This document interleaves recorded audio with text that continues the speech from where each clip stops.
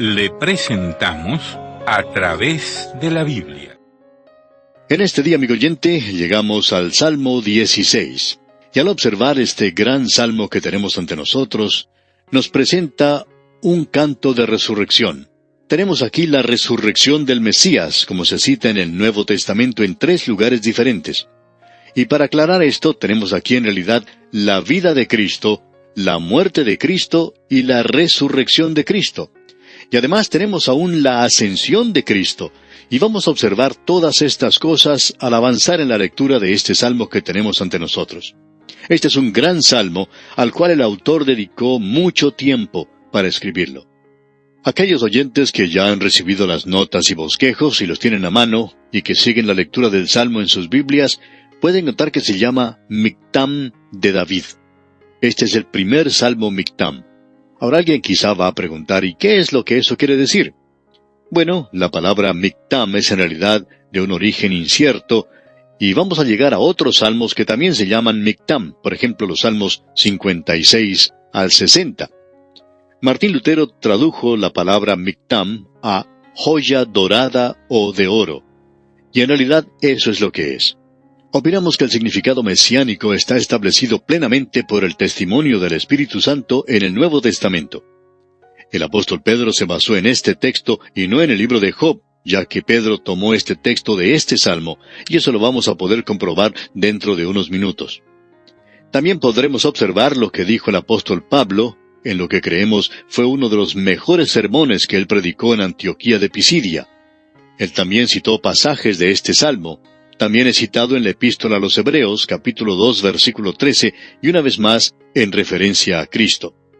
Esto quiere decir que este es el tercer salmo mesiánico que hemos visto. Primero vimos el Salmo 2, donde observamos el rechazo del rey y el propósito final de Dios de ponerlo en el trono, y eso echa una mirada hacia la segunda venida. Luego tenemos el Salmo 8. Su humanidad se presenta en ese salmo, es decir, la encarnación, y eso se cita también en la Epístola a los Hebreos, capítulo 2. Y ahora lo vemos aquí como una joya de oro, y podíamos llamar a este salmo la joya de oro de David, porque él está mirando hacia aquel que vendrá en su linaje, de aquel de quien podía decir, esta es toda mi salvación, es decir, cuando ésta llegue. Comencemos entonces leyendo el primer versículo de este Salmo 16. Dice, «Guárdame, oh Dios, porque en ti he confiado». Esto revela la voz maravillosa del Señor Jesucristo cuando Él dijo que había venido cumpliendo la voluntad del Padre. Él se había confiado a sí mismo al Padre de una forma completa, total. Él ocupó un lugar de sujeción aquí deliberadamente cuando Él se vistió de nuestra humanidad. Él ocupó el lugar del hombre pequeño aquí abajo, y por cierto que nosotros somos pequeños, amigo oyente. Este hombre pequeño se enorgullece y trata de elevarse un poco más de lo que debe ser. Tememos que en la actualidad haya hombres ocupando altas posiciones, políticos, estadistas, hombres de ciencia, educadores y ministros que casi quieran ocupar el lugar de Dios. Permítanos decirle, amigo oyente, que nosotros somos demasiado pequeños aquí en este mundo. No valemos mucho. Hemos sido creados un poco menor que los ángeles. Pero Él vino aquí abajo a este lugar y lo hizo voluntariamente. Él no tenía que haberlo hecho. Me alegro de ser un hombre, pero también necesito reconocer lo que el hombre es en realidad. Luego me regocijo en lo que Dios va a hacer por nosotros y con nosotros algún día. David dice, «Guárdame, oh Dios, porque en ti he confiado». ¡Qué cuadro el que tenemos del Señor Jesucristo! También es un cuadro de David, por supuesto. Es un cuadro en el que nos muestra a usted y a mí, amigo oyente. Esperamos que usted pueda ver esto. Luego continúa diciendo en el versículo 2, «Oh alma mía, dijiste a Jehová, tú eres mi Señor, no hay para mí bien fuera de ti». Quizá usted ha estado viajando o caminando en la ladera de una montaña o andando por la orilla del mar, y cuando usted hizo eso, podía elevar su rostro al cielo y decir, «Tú eres mi Señor, el Creador, el Redentor, tú eres mi Señor». De paso, permítanos preguntarle, amigo oyente, ¿le ha dicho usted esto a Él alguna vez? Usted no se puede imaginar lo que significa para un anciano el tener un nieto, el tener ese pequeñito sentado sobre sus rodillas, poniéndole sus tiernos bracitos a su alrededor y diciéndole, «Tú eres mi abuelito». Eso es algo maravilloso, amigo oyente. Yo tengo un Padre Celestial que nos hizo a su imagen, y mi Salvador quiere que nos acerquemos a Él, amigo oyente, y que le digamos, tú eres mi Señor. ¿Le ha dicho eso usted, amigo oyente? Usted no se acerca a Él para decirle esto con orgullo, como algunos le dirán algún día, Señor, Señor, nosotros hemos hecho grandes cosas en tu nombre. Y Él va a responderles, alejaos de mí, yo no os conozco. Amigo oyente, cuando yo le llamo a Él Señor, quiero que eso realmente signifique que Él es mi Señor. Bien, continuamos ahora con este Salmo 16. Leamos el versículo 3. Para los santos que están en la tierra y para los íntegros es toda mi complacencia. Usted puede apreciar, amigo oyente, que Él es el Señor de los santos que están en la tierra. No se extiende esto a todos, y eso queda bien claro en la primera parte del versículo 4, donde dice, se multiplicarán los dolores de aquellos que sirven diligentes a otro Dios. Hay solamente un Dios, pero algunos están siguiendo a otro Dios, que comienza con una D minúscula. Y la palabra Dios aquí se refiere a alguno que ellos imaginan que es Dios. Leamos la segunda parte de este versículo 4. No ofreceré yo sus libaciones de sangre, ni en mis labios tomaré sus nombres. ¡Qué cuadro el que tenemos ante nosotros! Los paganos tienen a aquellos que ellos llaman dioses. En los días de David eran Dagón y Baal. Y luego hay aquellos otros que nos sorprenden un poco y quizá nos hacen sonreír, porque hay personas que dicen, yo no tengo ningún credo. Un hombre hizo esta declaración, yo simplemente no creo en tener algún credo. Un creyente que le escuchaba le dijo, ¿no lo cree? No, no lo creo. Pues bien, le contestó el creyente, ese es su credo. Y él dice, ¿qué es lo que quiere decir con eso? Y el creyente le respondió, su credo es que usted no cree en tener un credo. Uno no puede pasar sin tener algún credo. En una gran ciudad existía una iglesia cuyas grandes paredes se apreciaban del lado de la calle, y sobre esa gran pared se había pintado un cartel que decía, ningún credo sino Cristo. Pues bien, ese era su credo. Ellos tenían un credo, y era muy bueno, por cierto. Pero creemos que eso es simplificar demasiado las cosas, y uno no está diciendo toda la verdad cuando hace una declaración como esa. Opinamos que usted tiene que decir un poquito más que eso. Escuche ahora lo que dice el salmista al avanzar en este Salmo 16 y leer los versículos 5 y 6. Jehová es la porción de mi herencia y de mi copa. Tú sustentas mi suerte. Las cuerdas me cayeron en lugares deleitosos, y es hermosa la heredad que me ha tocado. Esto es algo maravilloso, amigo oyente. Jehová es la porción de mi herencia. Él es quien descendió aquí a este mundo y tomó ese lugar aquí abajo, y está andando en un mundo de pecado y de dolor, un completo extraño aquí.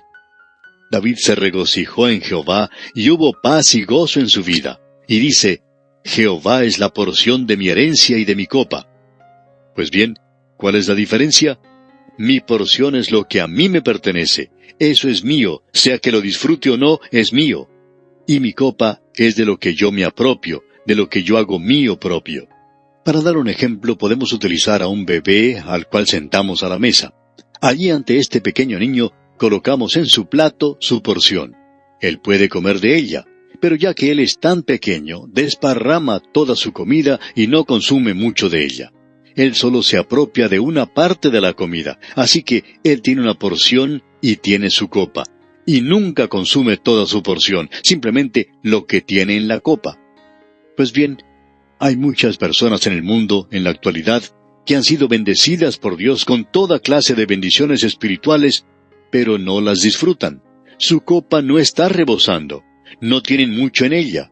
Dios quiere que disfrutemos la vida, amigo oyente. Él vino para que tengamos vida y para que la tengamos en abundancia. Él dijo que había venido para que nuestro gozo fuera cumplido, o sea, la plenitud del gozo. Nosotros podemos divertirnos un poquito, pero no lo disfrutamos todo el tiempo. Necesitamos tener gozo todo el tiempo. Este es un salmo maravilloso, amigo oyente. Escuche lo que ahora dice el versículo 7 de este Salmo 16.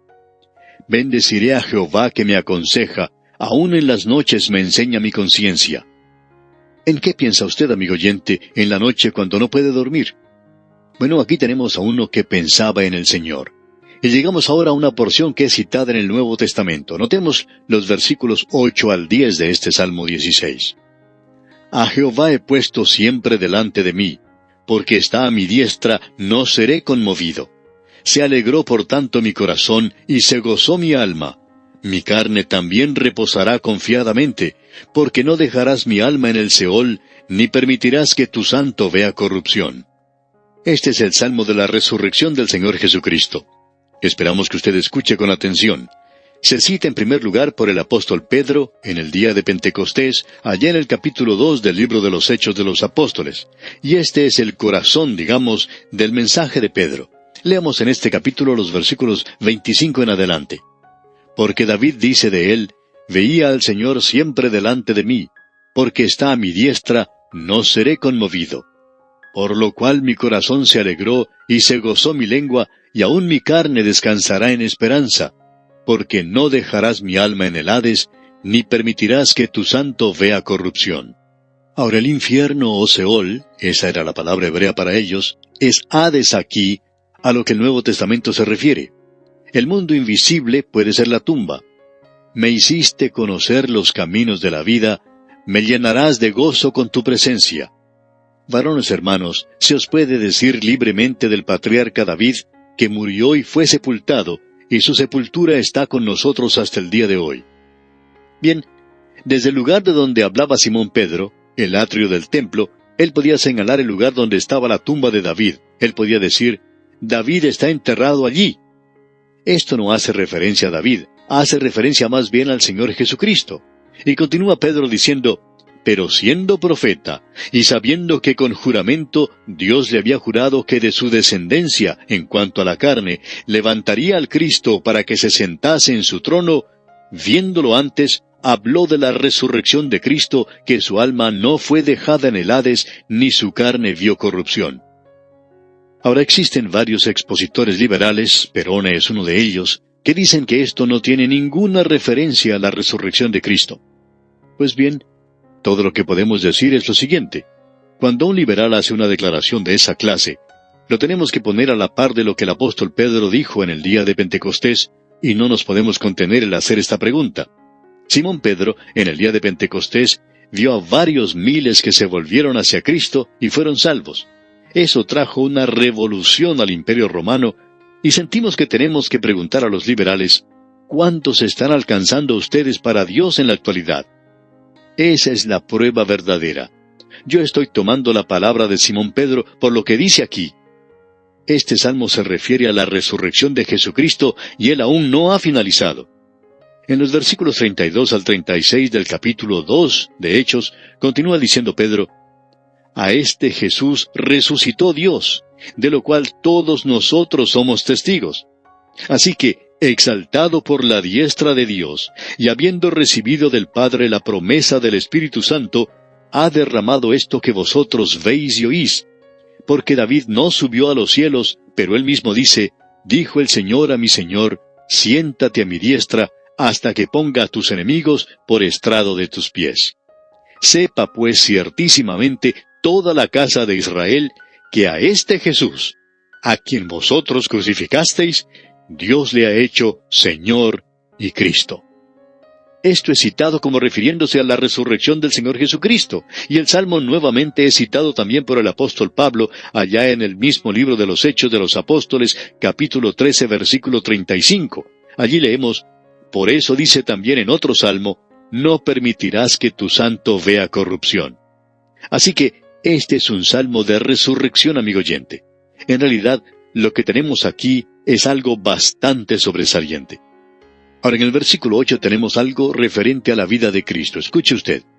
A Jehová he puesto siempre delante de mí, porque está a mi diestra, no seré conmovido.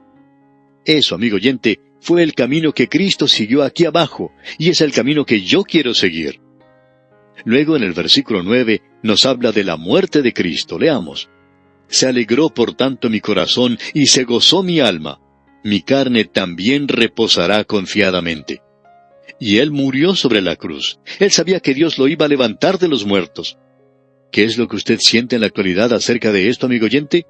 Usted sabe que Dios lo va a levantar a usted de entre los muertos. Luego tenemos la resurrección de Jesucristo en el versículo 10.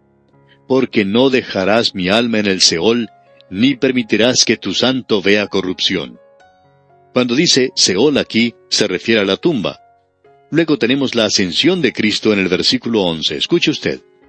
Me mostrarás la senda de la vida, en tu presencia y plenitud de gozo, delicias a tu diestra para siempre. Ahora este es un salmo glorioso, maravilloso, que nos habla de la resurrección del Señor Jesucristo. ¡Qué salmo más glorioso y maravilloso el que tenemos ante nosotros! Se usa tanto en el Nuevo Testamento. La resurrección de Cristo es profetizada, y este es un gran salmo mesiánico. Llegamos luego al Salmo 17. Y aquí tenemos otra sección que ha comenzado con el Salmo 16 y continúa hasta el Salmo 24. Es una sección que forma un todo. Usted se da cuenta que en el himnario de la iglesia del presente, usted tiene himnos de alabanza, himnos de arrepentimiento, himnos de Navidad y toda clase de himnos que se ponen juntos en diferentes secciones del himnario. Pues bien, eso es lo que tenemos aquí en este salmo. Hemos entrado ahora en una sección que finalizará con el Salmo 24. Y en cada uno de estos 9 salmos encontramos a Cristo en la profecía. También podemos ver el remanente fiel como lo hemos visto en el Salmo 16. Están unidos, entrelazados los unos con los otros. Y la sección más grande de todas la encontraremos en el Salmo 22. Lo que tenemos en el Salmo 17 es una oración de David, y la pregunta que siempre se ha hecho es, ¿cuándo fue escrito? Y usted tendrá que esperar, amigo oyente, hasta nuestro próximo programa para ver eso, y también para escuchar la oración de David, porque nuestro tiempo por hoy toca ya su final. Pero es una oración que es muy apropiada para cada uno de nosotros. Es una oración que fue producto de la experiencia en el desierto que David tuvo, es decir, cuando Saúl y sus hombres lo tenían acorralado y casi logran que él cayera en sus manos. Este salmo nos revela la misma confianza en Dios que vimos en el salmo anterior, el Salmo 16, que acabamos de estudiar. Como ya lo hemos indicado, estos salmos hablan primordialmente de nuestro Señor Jesucristo. También hablan de la experiencia de David, y ellos también pueden ser una oración para nosotros en la actualidad, porque muchos de nosotros nos encontramos en situaciones similares, es decir, en situaciones de prueba y ansiedad, así como también en situaciones de peligro. Así es que le invitamos, amigo oyente, a acompañarnos en nuestro próximo programa cuando comencemos nuestra consideración de este Salmo 17. Gracias por su atención al estudio de hoy y esperamos que haya sido de gran bendición para usted. Hasta nuestro próximo programa, pues, amigo oyente, que la presencia del Señor en su vida sea su mayor seguridad, ahora y siempre, es nuestra ferviente oración. Continuamos nuestro estudio hoy en el libro de los Salmos y llegamos al Salmo 17. Tenemos aquí una oración de David, como hemos indicado ya, y esta oración fue producto de la experiencia en el desierto que él tuvo, es decir, cuando Saúl y sus hombres lo tenían acorralado y casi logran que él cayera en sus manos. Este salmo nos revela la misma confianza en Dios que vimos en el salmo anterior. En un análisis final dijimos que estos salmos hablan primordialmente de nuestro Señor Jesucristo. También hablan de la experiencia de David. Y ellos asimismo pueden ser una oración para nosotros en la actualidad, porque muchos de nosotros nos encontramos en situaciones similares, es decir, en situaciones de pruebas y ansiedad, así como también en situaciones de peligro. Antes de leer el primer versículo, permítanos recordarle, amigo oyente, una vez más, que estamos aquí en una nueva serie de salmos. Estos salmos se nos presentan en series y aquí entre nosotros tenemos, comenzando con el Salmo 16, ese tan destacado salmo mesiánico que consideramos en nuestro programa anterior, y continúa hasta llegar al Salmo 24. En esta sección que tenemos ante nosotros vamos a encontrar a Cristo en la profecía. Ahora usted puede notar al entrar en este salmo que este es un salmo maravilloso. En el primer versículo de este Salmo 17 leemos: Oye, oh Jehová, una causa justa, está atento a mi clamor, escucha mi oración hecha de labios sin engaño. Tenemos entonces ante nosotros una oración de David, quien en primer lugar estaba en un grave peligro. Esta es una oración que sale del fondo del alma de un hombre cuando se siente en un gran peligro, y en una ocasión cuando va a decir lo que en realidad está pensando, y va a decir las cosas tal cual son. En una situación como esta, Él no va a decir una cosa por otra, como la palabra que tenemos aquí en este primer versículo, labios sin engaño, es decir, insinceridad. Usted puede estar seguro de una cosa, que David aquí está expresando sus propios pensamientos, y él deja eso muy en claro. Él dice en el versículo 2 de este Salmo 17, «De tu presencia proceda mi vindicación, vean tus ojos la rectitud». Es decir, él está pidiendo a Dios justicia, que el Señor observe las cosas con la rectitud de sus ojos. Luego en el versículo 3 dice, «Tú has probado mi corazón, me has visitado de noche, me has puesto a prueba, y nada inicuo hallaste. He resuelto que mi boca no haga transgresión». Lo interesante de notar aquí es que cuando el Señor probó a David, Él sí que encontró algo, y cuando Él me probó a mí, Él también encontró algo. Y me imagino, amigo oyente, que cuando Él lo prueba a usted, bueno, también encuentra algo. Pero esto se refiere aquí a nuestro Señor. Nada inicuo hallaste. He resuelto que mi boca no haga transgresión. Muchos de nosotros hubiéramos deseado haber puesto un candado en nuestras bocas y no haber dicho tal y cual cosa. Pues bien, aquí tenemos a alguien que nunca dijo algo que estaba mal. Y la gente se maravillaba de las palabras que salían de su boca. Escucha ahora continuar el salmista con el versículo 4 en este Salmo 17. «En cuanto a las obras humanas, por la palabra de tus labios, yo me he guardado de las sendas de los violentos». Ahora, las sendas de los violentos, por supuesto, no es otra cosa que algo de Satanás, el resultado de su presencia en el mundo. Esa es la razón por la cual el Hijo de Dios tiene que estar siempre alerta.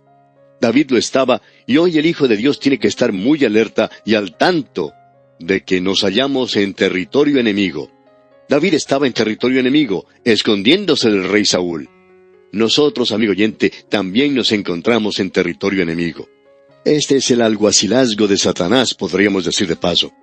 Usted recuerda que el Señor Jesucristo, allá en el libro de Apocalipsis, capítulo 2, dijo, refiriéndose a la iglesia de Pérgamo, que allí era donde estaba el trono de Satanás.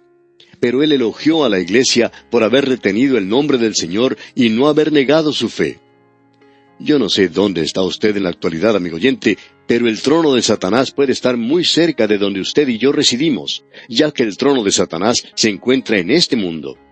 Pero cuando él habla aquí de que sus labios eran sin engaño, allá en el versículo 1, es un cuadro perfecto de nuestro perfecto Señor, el Señor Jesucristo. Recuerde lo que el apóstol Pedro dijo allá en su primera epístola, capítulo 2, versículos 22 y 23. Él dijo, «El cual no, refiriéndose a Jesús, no hizo pecado, ni se halló engaño en su boca. Cuando le maldecían, no respondía con maldición. Cuando parecía, no amenazaba, sino encomendaba la causa al que juzga justamente». Y aquí en el Salmo 17 dice, «De tu presencia proceda mi vindicación». Él está dispuesto a que el Señor ponga las cosas justas, que Él haga que todo sea justo. Yo no sé lo que hace usted, amigo oyente, pero yo no estoy pidiendo la justicia de Dios. Yo estoy pidiendo misericordia. Siento que yo necesito misericordia, y eso es lo que la mayoría de nosotros necesitamos hoy. Nos gustaría pasar más tiempo considerando lo que dice este salmo, pero tenemos que seguir adelante. Antes de hacerlo, quisiéramos volver a leer algunos de los versículos que acabamos de mencionar. En el versículo 3 leíamos, «Tú has probado mi corazón, me has visitado de noche, me has puesto a prueba, y nada inicuo hallaste. He resuelto que mi boca no haga transgresión». ¡Qué cuadro que tenemos aquí de nuestro Señor! Ahora el versículo 4, «En cuanto a las obras humanas, por la palabra de tus labios, yo me he guardado de las sendas de los violentos». En otras palabras, él no cayó en la trampa de Satanás. Nosotros a veces caemos. Prosigamos con los versículos 5 y 6. «Sustenta mis pasos en tus caminos, para que mis pies no resbalen. Yo te he invocado, por cuanto tú me oirás, oh Dios. Inclina a mí tu oído, escucha mi palabra». Esto nos indica que es una oración en la cual él solicita ayuda. Sigamos adelante con los versículos 7 y 8. «Muestra tus maravillosas misericordias, tú que salvas a los que se refugian en tu diestra, de los que se levantan contra ellos. Guárdame como a la niña de tus ojos, escóndeme bajo la sombra de tus alas». Usted recuerda esa expresión que dice, «sobre alas de águila». Dios le dijo a Israel, Vosotros visteis lo que hice a los egipcios, y cómo os tomé sobre alas de águila, y os he traído a mí. Allá en el libro de Éxodo, capítulo 19. Qué cuadro el que tenemos del lugar donde hoy somos colocados, bajo la sombra de sus alas. El Señor Jesucristo dijo de Jerusalén: «¿Cuántas veces quise juntar tus hijos como la gallina junta a sus polluelos?» ¿Dónde los junta? Debajo de las alas. Ese es el cuadro que tenemos aquí. Leamos ahora los versículos 9 al 12 de este Salmo 17. De la vista de los malos que me oprimen, de mis enemigos que buscan mi vida. Envueltos están con su grosura, con su boca hablan arrogantemente. Han cercado ahora nuestros pasos, tienen puestos sus ojos para echarnos por tierra. Son como león que desea hacer presa, y como leoncillo que está en su escondite. ¡Qué cuadro más resplandeciente el que tenemos ante nosotros! Él está clamando a Dios. En el versículo 6 leímos: «Yo te he invocado, por cuanto tú me oirás, oh Dios». Permítanos cambiar un poco eso, porque Delitzsch lo dice de la siguiente manera: «Como tal, yo te he invocado, y tú me oyes». Él sabía que era oído. Recuerde una vez más que el Señor Jesucristo se identificaba a sí mismo con los suyos, y Él fue escuchado cuando clamó y llamó a Dios. Nosotros podemos estar siempre seguros, amigo oyente, que Él nos escucha y contesta nuestras oraciones cuando nosotros estamos en problemas. Para finalizar este salmo, leamos ahora los versículos 13 al 15. «Levántate, oh Jehová, sal a su encuentro, póstrales. Libra mi alma de los malos con tu espada, de los hombres con tu mano, oh Jehová, de los hombres mundanos, cuya porción la tienen en esta vida, y cuyo vientre está lleno de tu tesoro. Sacian a sus hijos, y aún sobra para sus pequeñuelos. En cuanto a mí, veré tu rostro en justicia. Estaré satisfecho cuando despierte a tu semejanza». Aquí tenemos a este hombre escondido en una cueva, y él clama a Dios para que lo libre. Él sabe que él va a ser librado por Dios, y sabe también que un día él estará en su presencia. Y aún así, el enemigo parece ser tan fuerte y poderoso. Y usted y yo, amigo oyente, como hijos de Dios, miramos a un mundo que está en contra nuestra. Es como un niño que jugaba en un terreno vacío y estaba tratando de arrancar una hierba que estaba creciendo en ese lugar. Un hombre que por allí pasaba se detuvo a observarlo. Este pequeño estaba tratando de arrancar esa planta con todas sus fuerzas. Y finalmente, en un esfuerzo supremo, el niño dio un fuerte tirón y arrancó de la tierra las raíces de la planta, y el pequeño cayó de espaldas y se quedó allí sentado por un momento, aturdido por lo que había ocurrido. El hombre que lo estaba observando le dijo: «Hijo, ese fue un gran esfuerzo el que hiciste». A lo que el niño respondió: «Así es, Señor. Era como si todo el mundo estuviera tirando contra mí». Amigo oyente, esa es la posición del Hijo de Dios en la actualidad. Nosotros encontramos auxilio y recursos al ir a Dios. Y esa es la manera como obró el Señor Jesucristo cuando Él estuvo aquí sobre esta tierra. Aquí tenemos a David. Este hombre se encuentra en un gran peligro, un peligro real. ¿Qué salmo este para ayudar a aquellos que se encuentran en problemas hoy, y especialmente problemas de los enemigos que están en el mundo? La mayoría de aquellos que nos mantenemos firmes por Dios, tenemos enemigos, amigo oyente. Nosotros tenemos enemigos como tienen pulgas los perros. Parece ser parte normal de la vida cristiana. Bueno, llegamos ahora al Salmo 18. Y aquí nuevamente tenemos un salmo maravilloso. Y me gustaría pasar mucho tiempo en su estudio. Muchos de los expositores liberales no han encontrado otra cosa aquí sino la experiencia de David. Y ellos han dicho algunas cosas maravillosas sobre él. Pero una vez más, quisiéramos citar las palabras de Perrone. Y esperamos que usted escuche lo que él tiene que decir. Él dijo: «En este magnífico himno, el poeta real bosqueja a grandes trazos la historia de su vida, el resumen de la forma en que ha sido librado maravillosamente y las victorias que Jehová le ha dado. Un registro de su propio corazón, eso es verdad, y de su afecto hacia Dios, su integridad de propósito, por medio del cual él siempre había sido influenciado a través de esa vida tan singular. Perseguido como había sido por Saúl antes de llegar al trono, acosado perpetuamente después de llegar a ser rey por rivales que disputaban su autoridad y que buscaban robar el corazón de su pueblo, le forzaron a que huyera para salvar su vida ante su propio hijo. y más adelante luchando en grandes y feroces batallas contra naciones extranjeras. Había algo que nunca lo había abandonado: el amor y la presencia de Jehová. Dios le ayudó a él a subyugar a todos los enemigos, y ahora en su vejez, echando una mirada retrospectiva con agradecimiento devoto en cuanto al pasado, él canta este gran himno de alabanza a Dios en su vida. Hasta aquí las palabras del teólogo Perrone. Ahora, todo eso es verdad, podemos decir de paso. Esa es, creemos nosotros, la interpretación contemporánea, local del Salmo. Es en realidad un duplicado del segundo libro de Samuel, capítulo 22. Y cuando nosotros estudiamos allá el segundo libro de Samuel, capítulo 22, pasamos rápidamente sobre esto y dijimos que cuando llegáramos a los Salmos íbamos entonces a tratar esto un poco más detenidamente. Y aquí tenemos un significado más profundo. Algunas de las expresiones que se llaman figuras poéticas son un poco más que una metáfora. Estas expresiones hablan del Hijo de Dios, del ungido de Dios, Cristo nuestro Salvador en sus sufrimientos. Y algunos han llamado a este salmo de las fauces de la muerte al trono de Jehová. Notemos ahora de las fauces de la muerte. Escuchen lo que dice. Estamos viviendo en una época cuando se está diciendo mucho acerca del amor, y piensan que eso es algo extraño para el Antiguo Testamento. Pero note usted cómo comienza este Salmo 18. Dice así: Te amo, oh Jehová, fortaleza mía. ¿Cuándo fue la última vez, amigo oyente, que usted le dijo a Dios que le amaba? Creemos que una de las cosas más maravillosas que usted puede hacer es decirle que le ama. Creemos que la alabanza siempre debería comenzar con la alabanza a Dios, porque Él nos ama y ha provisto nuestra salvación. Y Él es quien nos guarda, y hoy, por medio de esa maravillosa providencia de Dios, Él nos está cuidando. Y debemos notar aquí cómo se lo llama a Él. En primer lugar, Él es llamado fortaleza mía. En la primera parte del versículo 2 dice: Jehová, roca mía y castillo mío y mi libertador. Con todo esto, amigo oyente, Él es el Salvador, como podemos apreciar.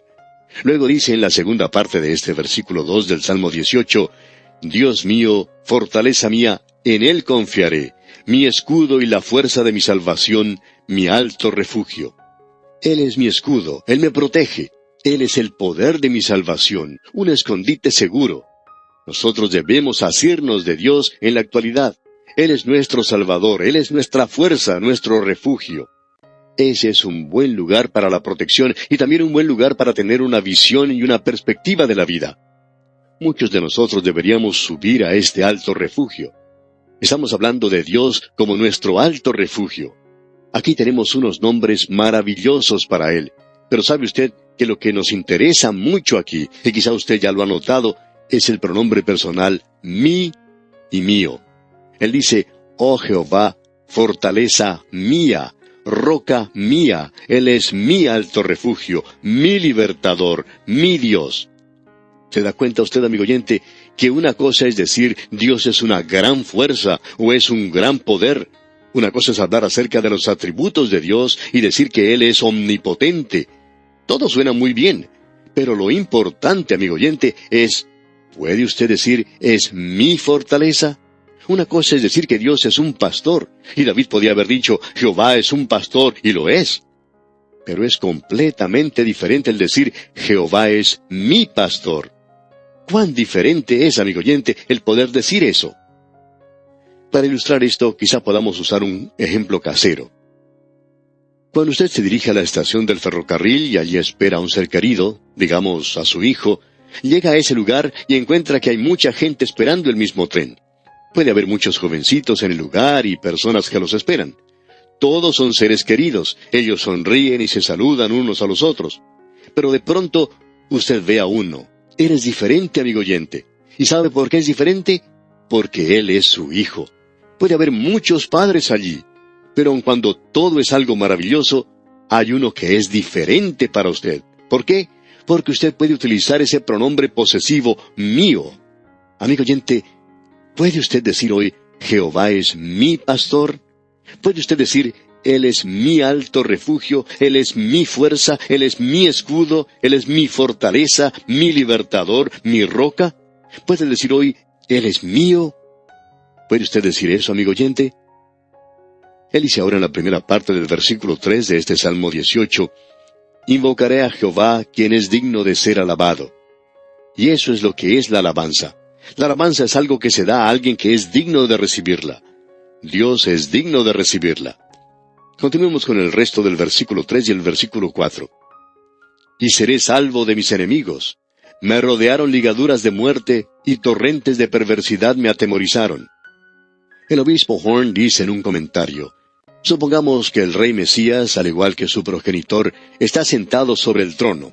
Y desde allí imaginémonos que él está echando una mirada retrospectiva a los sufrimientos que él ha padecido, las batallas en las cuales ha luchado, las victorias que ha logrado, y manteniendo esto en nuestras mentes, nosotros podemos de alguna manera ver la fuerza de las palabras con todo su anhelo de afecto, decir, «Te amo, oh Jehová, fortaleza mía, en cuya unión he finalizado mi obra y ahora me alegro de alabarte».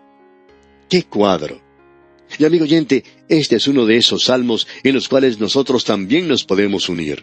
Escuche lo que él dice cuando recuerda ese período, y pensamos que no solo relata la vida de David de una manera un poco limitada, sino que también se menciona la vida del Señor Jesucristo, ya que aquí dice en los versículos 4 al 6, «Me rodearon ligaduras de muerte, y torrentes de perversidad me atemorizaron. Ligaduras del Seol me rodearon, me tendieron lazos de muerte. En mi angustia invoqué a Jehová, y clamé a mi Dios. Él oyó mi voz desde su templo, y mi clamor llegó delante de él a sus oídos». ¿Y qué sucedió? Él respondió. ¿Y qué sucedió cuando el Señor Jesucristo salió de la tumba? Leamos el versículo 7. «La tierra fue conmovida y tembló. Se conmovieron los cimientos de los montes, y se estremecieron, porque se indignó él». Y se nos dice que cuando se quitó la piedra del sepulcro, tuvo lugar un terremoto. Ahora, al leer de los versículos 8 en adelante, entramos en una sección donde cambia el pronombre. Y en lugar de ser el pronombre de la tronó en los cielos Jehová, y el Altísimo dio su voz. Usted recuerda que comenzó esto con el pronombre mío. Luego se dice lo concerniente a lo que Dios había hecho. Ahora es Él y yo. Me libró de mi poderoso enemigo. Amigo oyente, esta es la relación vital, personal, que usted y yo necesitamos tener con Dios hoy. Qué bueno, amigo oyente, el poder asirse de esto con fuerza. Me sacó a lugar espacioso. ¿Necesita usted ayuda hoy? ¿Necesita tener un compañero? Permítanos recomendarle uno, amigo oyente. Él nunca lo abandonará, nunca le dejará solo, nunca le olvidará. Él dice, «He aquí, yo estoy con vosotros siempre». Y esa es la razón por la cual yo dependo de Él mucho más de lo que dependo de usted, amigo oyente. Y esa es la razón por la cual usted debería depender de Él en lugar de depender de mí. Isaías dice que no pongamos nuestra confianza en los hombres. Para avanzar ahora tenemos que dirigirnos al final del Salmo 18 y leer en el versículo 48, donde dice, «El que me libra de mis enemigos, y aún me eleva sobre los que se levantan contra mí. Me libraste de varón violento». Pensamos que ese es Satanás. Nos hubiera gustado tener más tiempo para hablar de esto aquí. Leamos ahora los versículos finales, versículos 49 y 50 de este Salmo 18. «Por tanto, yo te confesaré entre las naciones, oh Jehová, y cantaré a tu nombre. Grandes triunfos da a su rey, y hace misericordia a su ungido, a David y a su descendencia para siempre». Y Él extiende su misericordia para con nosotros hoy. ¡Qué maravilloso es Él, amigo oyente! Y este salmo termina con una nota de alabanza a Dios. Ah, amigo oyente, que hubiera alabanza en su boca y en la mía, en su vida y en la mía, en su corazón y en el mío. Alabado sea Dios. Vamos a llegar ahora a un salmo que dice, «El Señor es bueno, díganlo los redimidos de Jehová». Porque si ellos no lo dicen en este mundo, no habrá nadie que lo diga. Ninguna otra persona o nación lo hará. Pero los redimidos deberían hacerlo.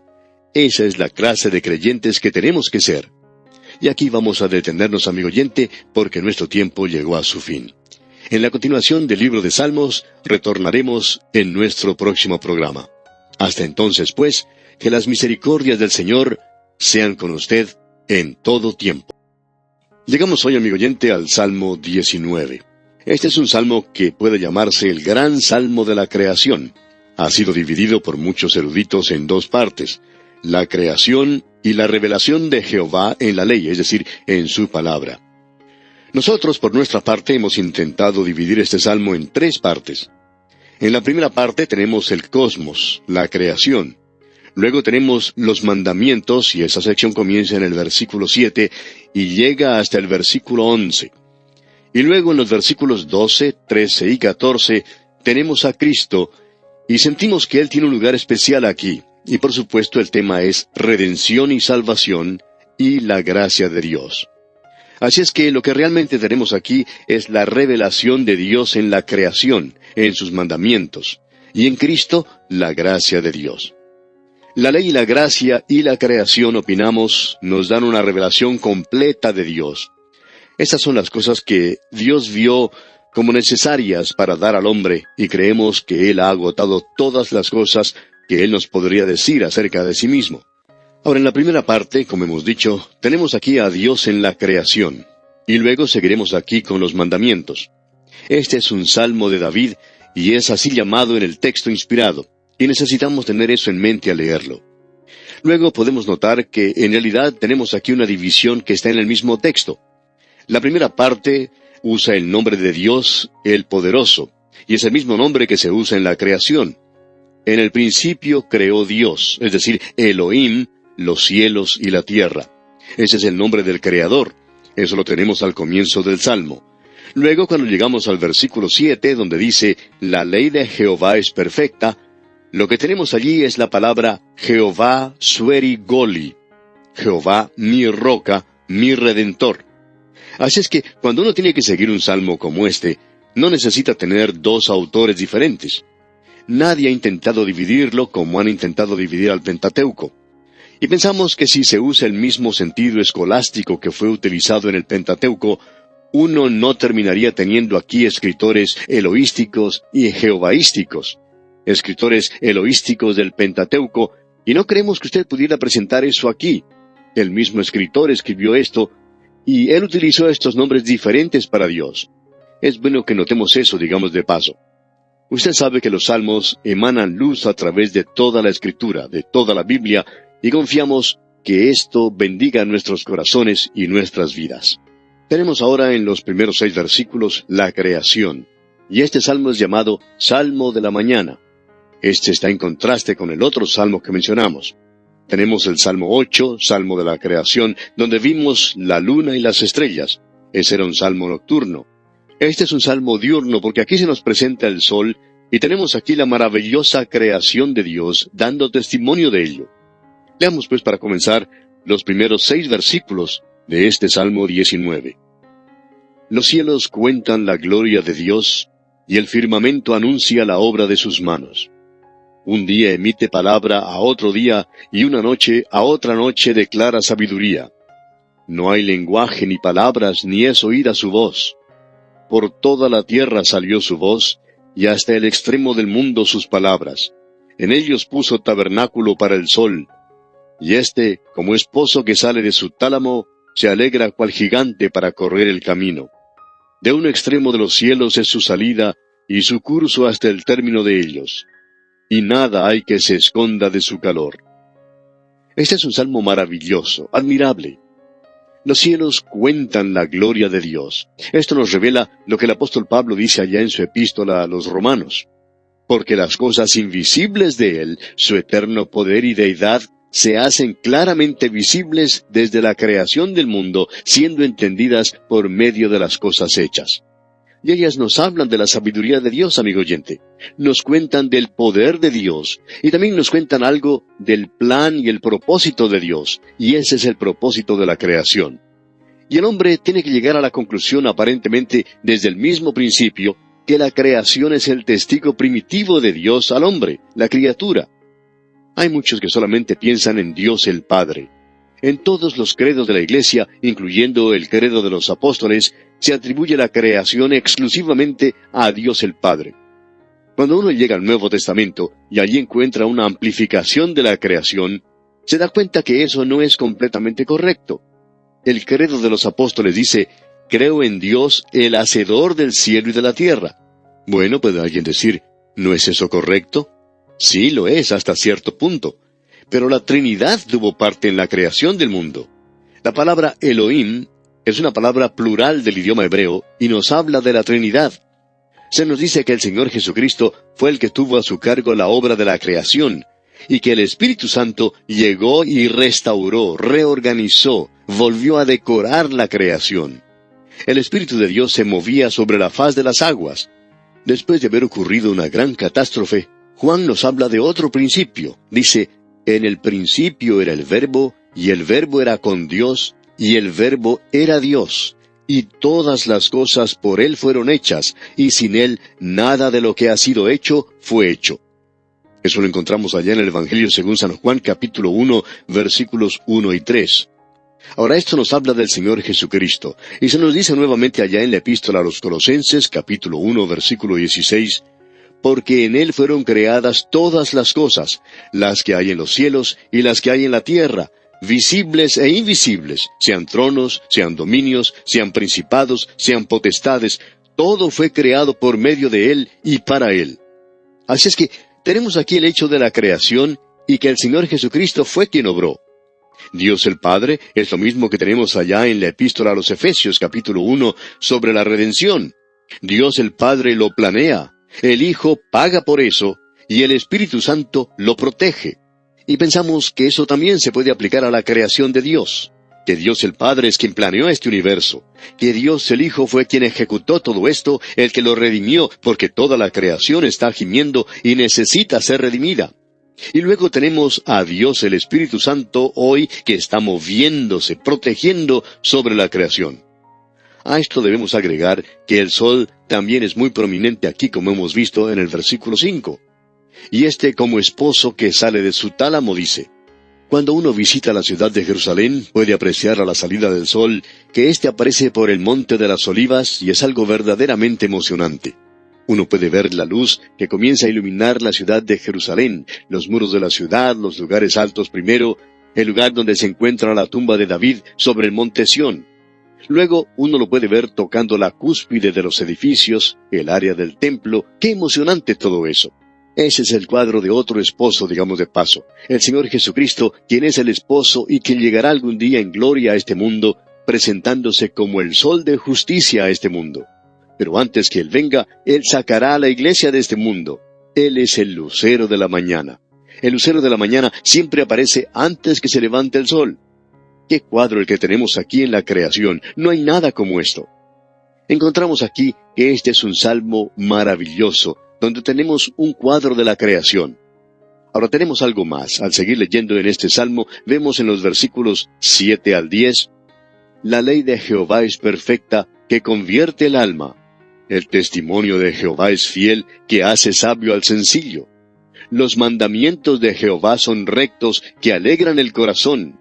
El precepto de Jehová es puro, que alumbra los ojos. El temor de Jehová es limpio, que permanece para siempre. Los juicios de Jehová son verdad, todos justos. Deseables son más que el oro, y más que mucho oro afinado, y dulces más que miel, y que la que destila del panal. Qué hermoso cuadro el que encontramos aquí, y notemos lo que dice el siguiente versículo, el versículo 11. Tu siervo es además amonestado con ellos, en guardarlos hay grande galardón. Y con este versículo finalizamos esta sección aquí, la segunda sección, los mandamientos. Y usted puede notar lo que él está diciendo acerca de ellos, que son perfectos. ¿Qué quiere decir con eso de que son perfectos? La razón por la cual la ley no lo puede salvar a usted, amigo oyente, ni me puede salvar a mí, es porque es perfecta, y nosotros no lo somos. Nosotros no podemos alcanzar esa perfección. No hay nada malo con la ley. La ley es maravillosa, y se nos dice eso. Aún el apóstol Pablo, quien nos presenta la gracia de Dios de una manera maravillosa, él lo expresa bien claro cuando uno lee su epístola a los romanos.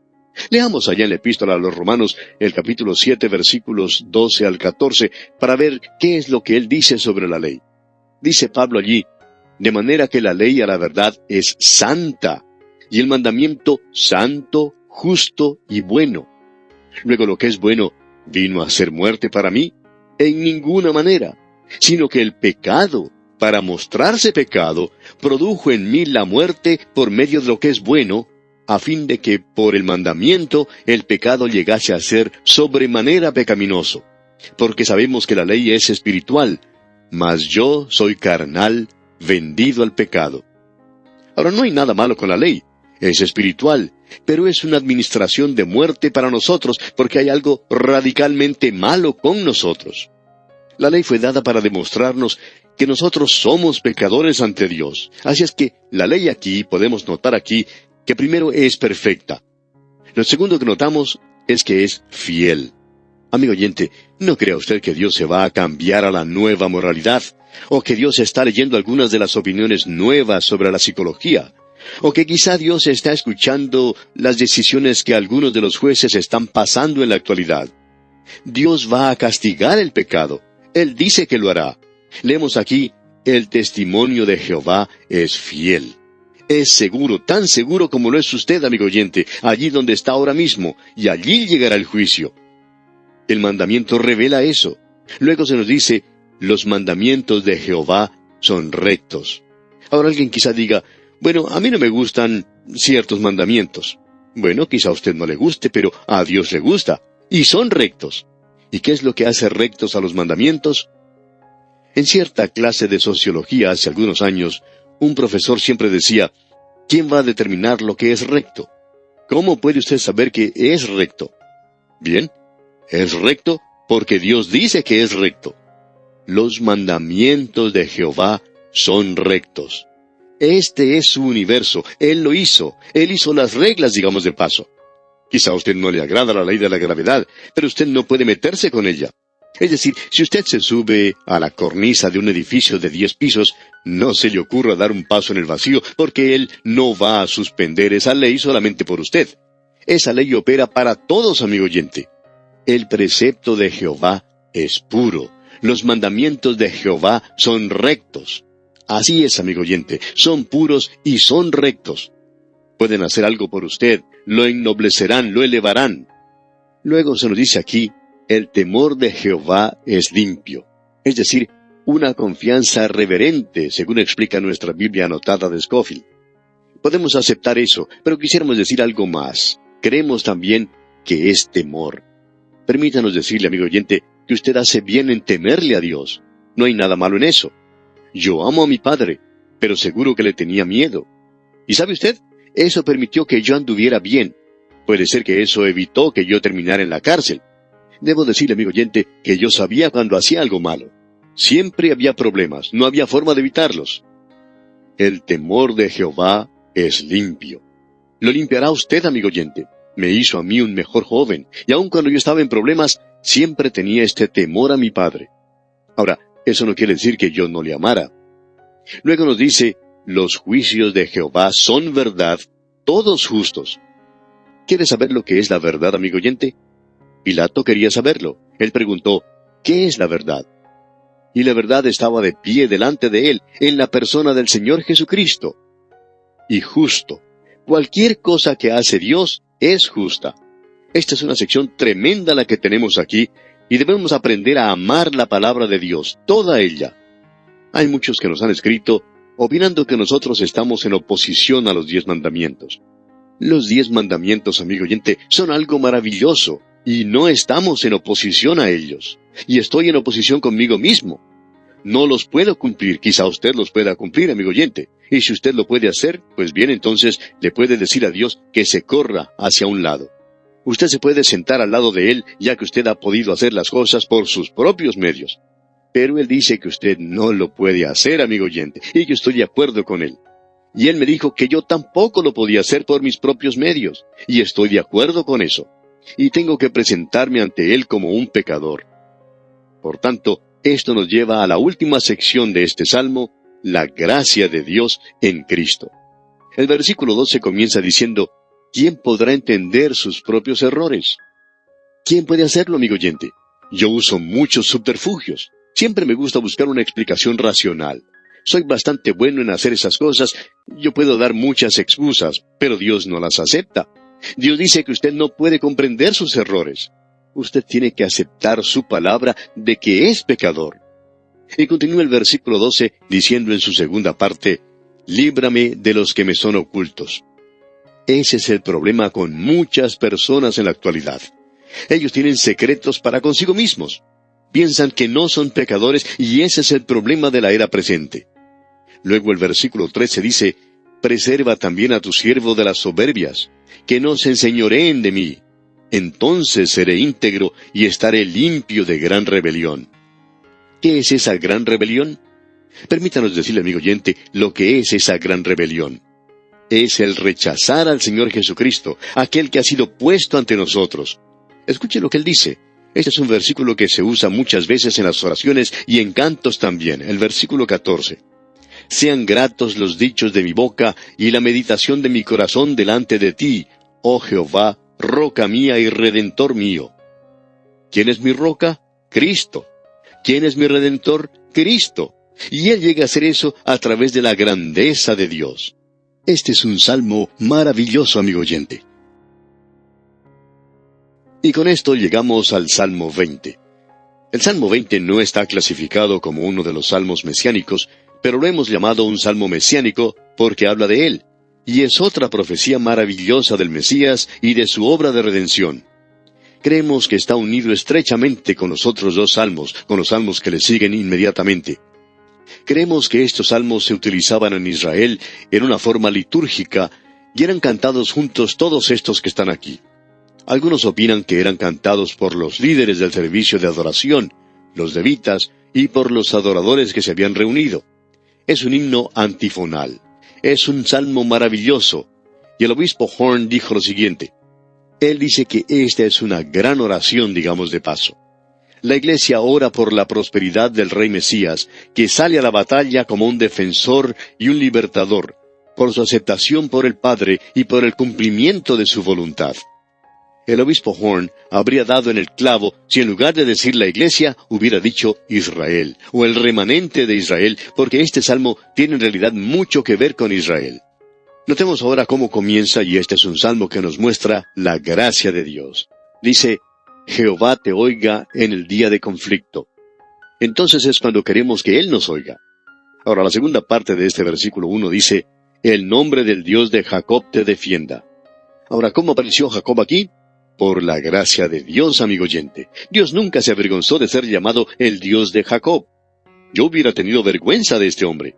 Quizá usted también. Pero Dios no está avergonzado. Dios lo salvó por gracia. Y podemos leer en la segunda parte del versículo 1 y la primera parte del versículo 2, el nombre del Dios de Jacob te defienda, te envíe ayuda desde el santuario. ¿Cuál santuario? ¿La iglesia? No, el santuario de Jerusalén, amigo oyente. Allí es donde estaba. El nombre del Dios de Jacob te defienda, te envía ayuda desde el santuario. La segunda parte del versículo 2 dice, y desde Sión te sostenga. Quizá esté usted pensando en algún otro Sión, pero solamente hay uno. No es de su iglesia, ni de mi iglesia, ni de la de ningún otro. Sión es Sión. No creemos que pueda ser más claro. Usted tiene que ser un teólogo para equivocarse en algo como esto, digamos de paso. Está tan claro. Y qué maravilloso que es. Ahora el versículo 3 de este Salmo 20 dice, haga memoria de todas tus ofrendas y acepte tu holocausto. Esto es algo maravilloso en los días de problemas, de dificultades que se acercan y por los cuales tendrá que pasar Israel en el futuro. También la iglesia de hoy, digamos de paso, en el mundo, y el creyente individual en la actualidad. Luego dice, Sela. Dijimos que esa palabra quería decir, pare, mire, escuche. Y aquí tenemos algo para que usted medite, para que piense en ello, en estos días cuando hay tantos problemas, y por tanto tiene significado para nosotros en el presente. Tiene un significado maravilloso, tenemos que decir. Seguimos luego adelante y en el versículo 4 leemos, te dé conforme al deseo de tu corazón y cumpla todo tu consejo. ¡Qué maravilloso es esto! Y el versículo 5 continúa, nosotros nos alegraremos en tu salvación y alzaremos pendón en el nombre de nuestro Dios. Conceda a Jehová todas tus peticiones. Él va ahora a escuchar la oración del Señor Jesucristo. Recuerde, Él dijo que siempre oye sus oraciones, siempre las oye. Y Él es el único que oye y contesta, pensamos, todas ellas. Y aquí tenemos un salmo maravilloso. Pasemos ahora al versículo 9, el versículo final de este Salmo 20. Salva, Jehová, que el Rey nos oiga en el día que lo invoquemos. Y el Rey está por Israel. Él es nuestro Salvador hoy, y oramos en el nombre de Jesús, nuestro Salvador hoy. Este es un hosana. Jehová salva, salva Señor, salva Jehová, hosana. Este es un gran salmo de hosana. Quiera Dios hacerlo bien real a nuestros corazones y que nos dé un canto en nuestros corazones hoy. Y bien, aquí vamos a detenernos por hoy, amigo oyente. En nuestro próximo programa, Dios mediante, comenzaremos a estudiar el Salmo 21. Será pues, hasta entonces, que el Señor le conceda las peticiones de su corazón, es nuestra ferviente oración.